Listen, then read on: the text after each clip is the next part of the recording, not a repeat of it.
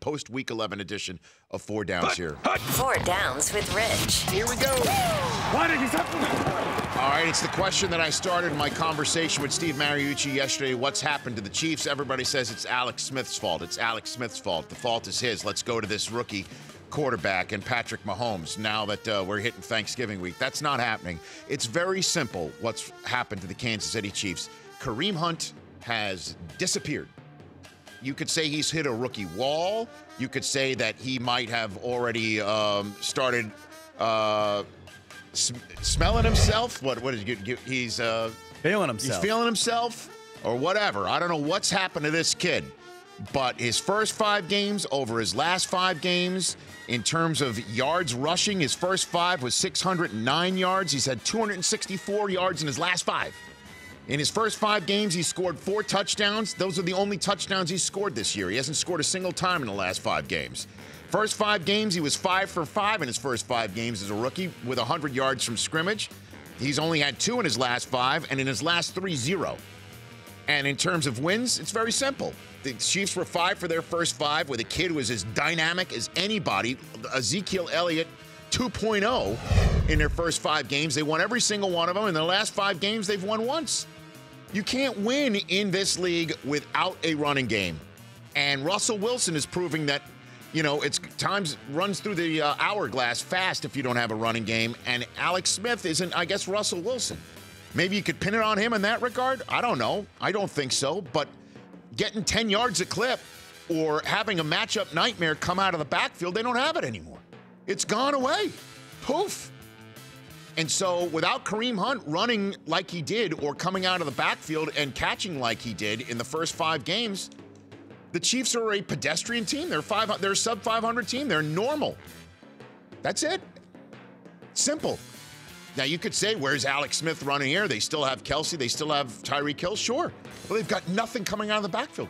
Totally pedestrian instead of the first 5 weeks. So Andy Reid's got to get him going and realize, Kareem Hunt, you are not going to be a Pro Bowler in this league playing 5 weeks out of 16. You know, you got to keep doing it.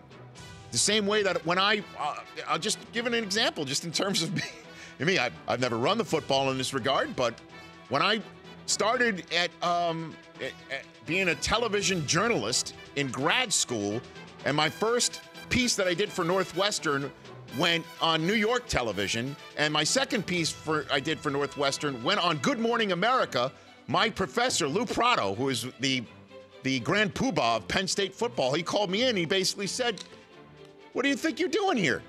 Just 2 weeks? That's no big deal. Get out there and do it again." Because each time you're in the real world, they're going to say, "What have you done for me today?" So Kareem Hunt, I'm looking at you and saying, "What have you done for me today? What have you done for the Chiefs today?" Somebody's got a lot of fire under that kid again. Second down.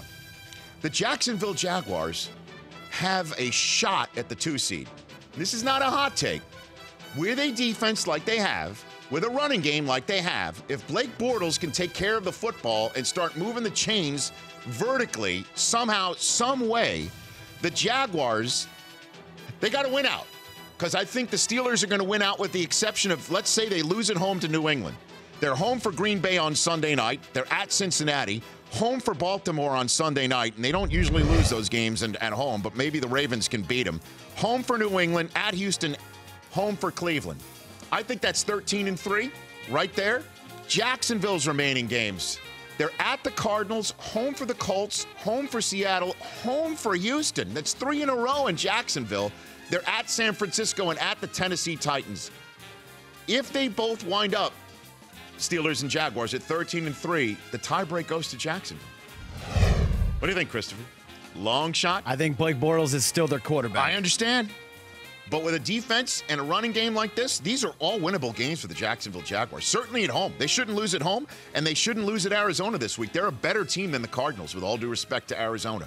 With Blake, by the way, Blaine Gabbert revenge game this weekend. Stay tuned for that, because he's going to start against Jacksonville.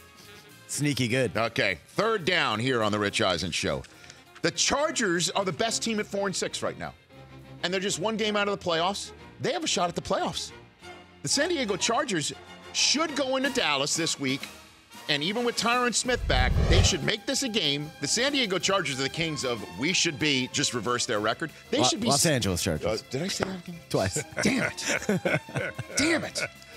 The Los Angeles Chargers are at the Dallas Cowboys on Thanksgiving, home for the Browns, home for the Redskins, at the Chiefs, at the Jets, home for the Raiders. That's possibly 9-7. Yeah.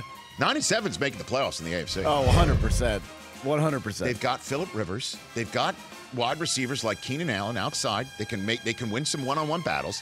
They've got Melvin Gordon. They've got Melvin Ingram. They've got Joey Bosa. They've got a chance. They got a chance. They do. They got a chance. All right, you ready for my fourth down? This is a particular hot take. All right, I'm going to get up. I'm going to get the Rich Eisen show. Let's get the hot plank. Take plank. Let's get the hot take plank.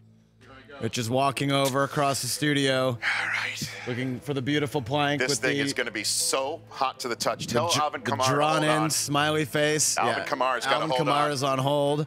Alvin The Kamara. Rich Eisen show Here we go. polo. Oh. All right. Thanks Hot to take plank. in all.